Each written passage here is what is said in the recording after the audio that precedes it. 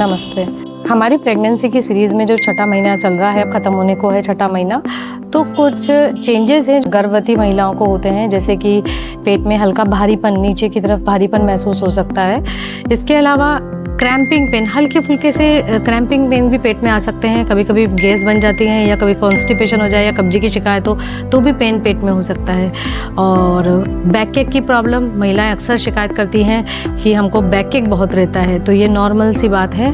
हल्का बैक एक होना प्रेगनेंसी में एकदम नॉर्मल है, बस हैवी या बहुत ज़्यादा बैक एक ना हो, बहुत तेज कमर में दर्द ना हो, तो आप अपने डॉक्टर को ज़रूर कंसल्ट करें। मैं अगले वीडियो में बताऊँगी आपको कि बैक एक किस कारण की वजह से होता है और बैक एक अगर हो तो आपको क्या करना है, क्या सावधानियां रखनी है अगर बैक एक होता है। और बैक एक को आप अगर हल्का फुल्का बैक एक है तो आप उसको कैसे रिलीव कर सकते हैं। दूसरा, ब्लीडिंग गम्स, जो मसूड़े होते हैं उनमें कई बार है ना ब्लीडिंग होने की शिकायत हो जाती है। कई बार किसी महिलाओं को ब्लीडिंग हो जाती है तो अपने डेंटिस्ट को दिखा सकते हैं। दूसरा, कई बार पेट में यूट्राइन कॉन्ट्रैक्शंस, मीन्स जो पेट में है कभी कभी हल्के हल्के से कॉन्ट्रैक्शंस आते हैं, हल्के हल्के से फाइन से पेट में हल्के हल्के से पेन होते हैं, जो वो 1 या 2 मिनट्स के लिए रहते हैं और फिर चले जाते हैं। ये इरेगुलर होते हैं, कभी भी दिन में आपको आ सकते हैं, 7वें महीने में, छठे 7वें महीने में। और इसके अलावा है ब्रेस्ट, मतलब जो आपका ब्रेस्ट का डेवलपमेंट अब आपका होना चालू होगा, दूध बनना चालू होता है तो ब्रेस्ट जो होंगे एनलार्ज होंगे, उनमें भारीपन हो सकता है, उसमें निडल, जैसे निडल प्रिक होती है इस तरह का हल्का सा पेन हो सकता है, आपको खिंचाव महसूस हो सकता है, टाइटनेस महसूस हो सकती है। आप एक अच्छी जो सपोर्ट की जो ब्रा होती है वो आप ज़रूर पहने, सपोर्ट वाली ब्रा ज़रूर पहने।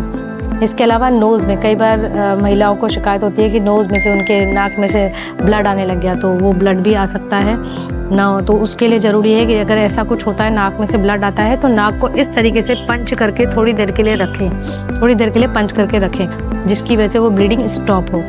और वेजाइनल डिस्चार्ज, महिलाएं कई बार शिकायत करती हैं कि हमको वेजाइनल डिस्चार्ज थोड़ा गीलापन रहता है। देखिए, प्रेगनेंसी में वेजाइनल डिस्चार्ज होना नॉर्मल है, जैसे ही प्रेगनेंसी लगती है तो हल्का फुल्का गीलापन होना एकदम नॉर्मल है। लेकिन अगर डिस्चार्ज में किसी तरह का गंदापन हो, किसी तरह का कोई पानी, बदबूदार पानी आए, या डिस्चार्ज होते वक्त आपको ईचिंग की प्रॉब्लम हो, या आप डिस्चार्ज हो रहा है और उसमें से येलो डिस्चार्ज या ब्राउन डिस्चार्ज या कोई फिशी ऑड्यूर वाला, मतलब गंदा सा डिस्चार्ज आपको मिलता है, मटमेला सा डिस्चार्ज अगर होता है, तो आप अपने डॉक्टर को ज़रूर कंसल्ट करें। लेकिन अगर हल्का फुल्का सा गीलापन है, वो प्रेगनेंसी में एकदम नॉर्मल है, वो हार्मोनल जो बॉडी में चेंजेस होते हैं उस वजह से हल्का फुल्का डिस्चार्ज होता है। इसके अलावा डिजीनेस या घबराहट की प्रॉब्लम प्रेगनेंसी में बहुत होती है। हर मरीज बोलता रहता है हमें घबराहट होती है, तो अगर ऐसा घबराहट की महसूस हो तो आप फ़ौरन आप नींबू पानी ले सकते हैं, नारियल पानी ले सकते हैं, या आप है ना अपने आप को बहुत हाइड्रेट रखें। आप थोड़ा सा हवा में आए, अगर कहीं गर्मी में आप कोई काम कर रहे हैं, किचन में भी अगर आप काम कर रहे हैं, तो आप थोड़ा सा हवा में आए,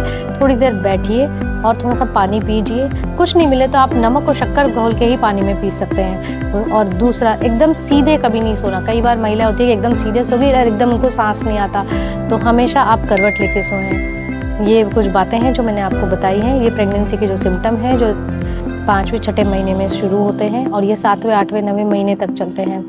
थैंक यू।